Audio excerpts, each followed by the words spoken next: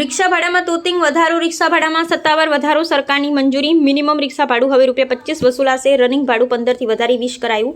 અમદાવાદ રિક્ષા ચાલક એસોસિએશન પ્રમુખ રાજ સિરકે આપી માહિતી. દર કિલોમીટરે ભાડામાં ₹5નો વધારો થયો. વાહન વ્યવહાર વિભાગ રિક્ષા એસોસિએશન વચ્ચે બેઠક મળી. ટૂંક સમયમાં નવા ભાડા દરનો અમલ થશે. અહેવાલ હિતેશ ઠક્કર, અમદાવાદ. હું ઓટો રિક્ષા ચાલક વેલફેર એસોસિએશન પ્રમુખ રાજ સિરકે, સ્માર્ટ સિટી યુનિયન પ્રમુખ પંકજભાઈ સોની અને એકતા યુનિયનના પ્રમુખ છે વિજયભાઈ મકવાણા. આખા ગુજરાતને અમદાવાદમાંથી માત્ર અમને ત્રણેયને જ એટલે બોલાવ્યા કેમ કે ભાડા વધારાની ડિમાન્ડ લેખિતમાં મૌખિકમાં દરેક પ્રકારે અમે જ કરી હતી. એટલે અમને ત્રણેયને આજે 22/6/2026ના રોજ રેટ કમિટીની ફાઇનલ મિટિંગમાં બોલાવ્યા હતા.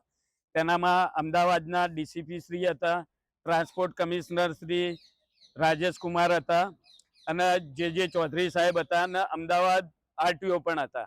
એટલે તમામમાં રેટ કમિટીએ હવે નક્કી કર્યું છે કે એમણે અમને રિક્વેસ્ટ કરી અમારું જે ડિમાન્ડ હતી 1.2ના જે 20 છે તેનામાં 10નો વધારો કરીને ₹30 કરવામાં આવે અને ત્યારબાદ દરેક કિલોમીટરના ₹15 છે તેનામાં પણ 5નો વધારો કરીને 20 કરવામાં આવે.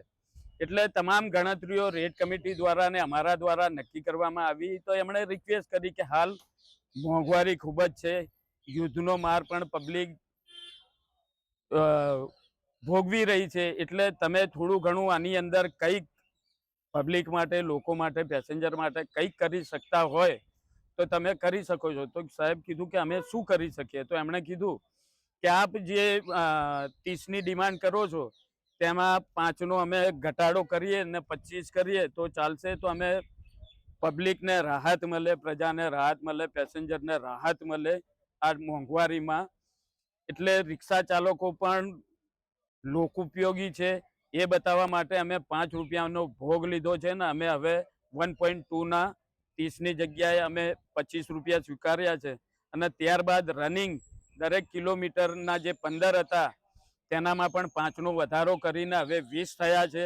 એટલે દરેક કિલોમીટરે 200 મીટરે પહેલાં જે ₹3 હતા તેની જગ્યાએ હવે ₹4 થશે.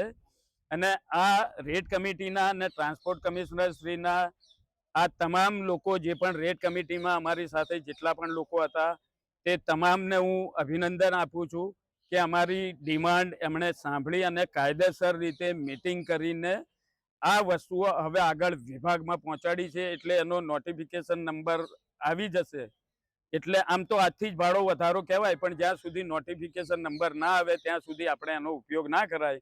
એટલે ટૂંક જ સમયમાં નોટિફિકેશન નંબર આવી જશે અને અમે ટ્રાન્સપોર્ટ કમિશનરના આ નિર્ણયથી ખુશ છીએ અને આગળ પણ અમારી અન્ય રજૂઆતો છે તે પણ ટ્રાન્સપોર્ટ કમિશનર સાહેબ પૂરી કરવાના છે.